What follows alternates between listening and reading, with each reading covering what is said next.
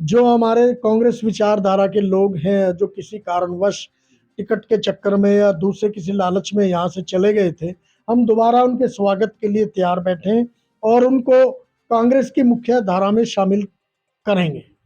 कल के लिए दोबारा करें।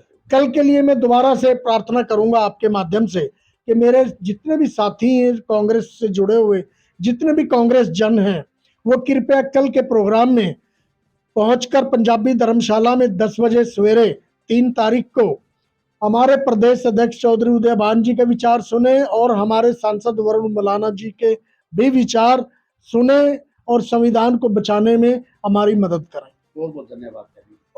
समाचार सेवा में आपका स्वागत है। हम इस समय उपस्थित है हरियाणा की विधानसभा यमुनानगर में। हमारे साथ उपस्थित है प्रसिद्ध समाज सेवी, उद्योगपति और कांग्रेस पार्टी के विधानसभा यमुनानगर से पूर्व प्रत्याशी भाई रमन त्यागी जी, जो लगातार चुनाव के पश्चात कार्यालय के माध्यम से लगातार कार्यकर्ताओं के संपर्क में है और सभी कांग्रेस कार्यकर्ता आज रमन त्यागी नेतृत्व में यमुनानगर विधानसभा में कार्य कर रहे हैं।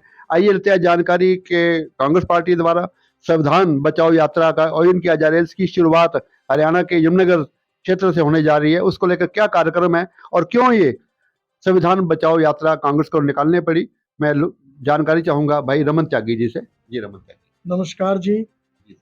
देखिए, जो हमारे संविधान बचाओ अभियान की शुरुआत कांग्रेस पार्टी ने की है, उसकी शुरुआत सबसे पहले यमुनानगर से हो रही है 3 तारीख को।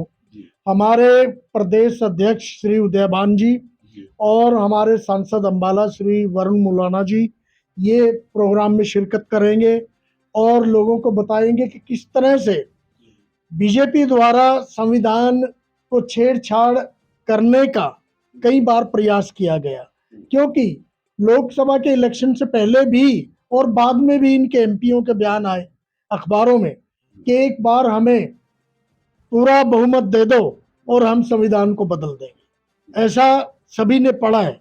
तो संविधान बचेगा तो देश रहेगा। संविधान को बचाने के लिए कांग्रेस पार्टी ने देश में ही, पूरे देश में, भारत में ये मुहिम छेड़ी है कि हम सब मिलें और संविधान को बचाने का प्रयास करें। क्या कार्यक्रम समय सर? कल पंजाबी धर्मशाला नियर नजदीक है सेंट थॉमस स्कूल जगाधरी में प्रोग्राम रखा गया है। वहाँ चौधरी उदयभान जी ठीक 11 बजे पहुंच जाएंगे।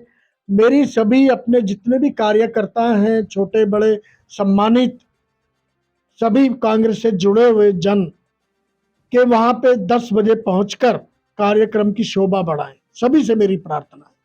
रमन त्यागी, जैसे क्या कारण है कि आज ठीक है यहाँ पर हमारी कांग्रेस की सीट नहीं है, बीजेपी की सीट है, लेकिन उसके बावजूद भी आपके कार्यालय में सहायक कार्यों के लिए, जरूरत के लिए और इलाके के लोग आपके पास आते रहते हैं और आपको आपके द्वारा उनको सहयोग भी मिल रहा है। आपके कार्यालय में इस प्रकार जनता का आना और आपसे सहयोग प्राप्त करना, इसको कैसा लेते हैं सर आप?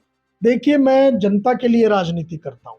मैंने कभी इलेक्शन से पहले भी ये नहीं सोचा कि इलेक्शन के लिए, जीतने के लिए करें, लेकिन जीतना एक अलग चीज है। हार जीत परमात्मा के हाथ में, पब्लिक के हाथ में, लेकिन पब्लिक की सेवा तो होनी चाहिए, जो मैंने पहले भी की है, अब भी कर रहा हूँ और आगे भी करता रहूँ। और कुछ संदेश देना चाहेंगे साथियों के नाम? बिल्कुल, मैं यही कहूंगा कि आज कांग्रेस ही एक ऐसी पार्टी है जो देश को बचा सकती है, जो आज बेरोजगारी को खत्म कर सकती है, इस आसमान को छूने वाली महंगाई को कम कर सकती है। इसके अलावा कोई किसी पार्टी में कोई दम नहीं है। जिस उम्मीद के साथ लोग भाजपा में गए थे, भाजपा को समर्थन दिया, क्या वहां से निराश होकर क्या दोबारा फिर वो साथी कांग्रेस में शामिल आ रहे हैं? देखिए, जो कार्यकर्ता उस वक्त लालच में आके या किसी भी वजह से जो कांग्रेस छोड़कर चले गए, आज वो लोग पछता रहे हैं। वो चाहते हैं कि वो दोबारा वापस में कांग्रेस में आए, क्योंकि उन्होंने देख लिया कि बीजेपी में सिवाय मीठी मीठी बातों के और कुछ नहीं है, काम नहीं होते किसी के। वर्कर बेचारा ऐसे ही घूम रहा है, किसी वर्कर का, किसी नेता का कोई काम नहीं होता।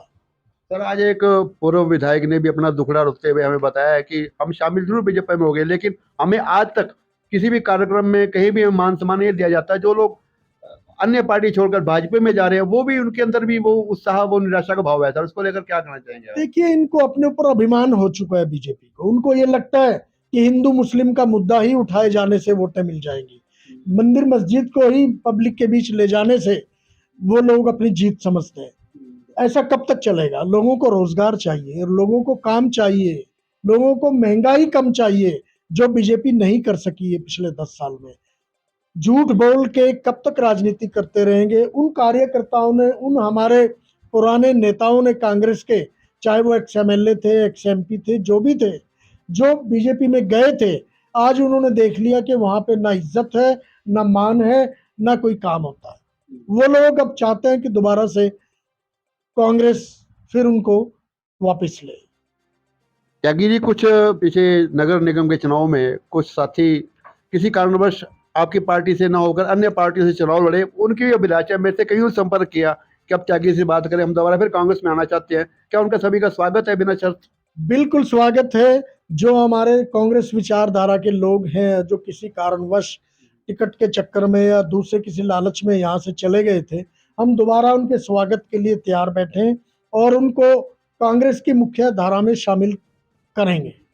कल के लिए दोबारा फिर कल के लिए मैं दोबारा से प्रार्थना करूंगा आपके माध्यम से कि मेरे जितने भी साथी हैं कांग्रेस से जुड़े हुए, जितने भी कांग्रेस जन हैं, वो कृपया कल के प्रोग्राम में पहुंचकर पंजाबी धर्मशाला में 10 बजे सवेरे 3 तारीख को हमारे प्रदेश अध्यक्ष चौधरी उदयभान जी के विचार सुने और हमारे सांसद वरुण मलाना जी के भी विचार सुने और संविधान को बचाने में हमारी मदद करें। बहुत बहुत धन्यवाद।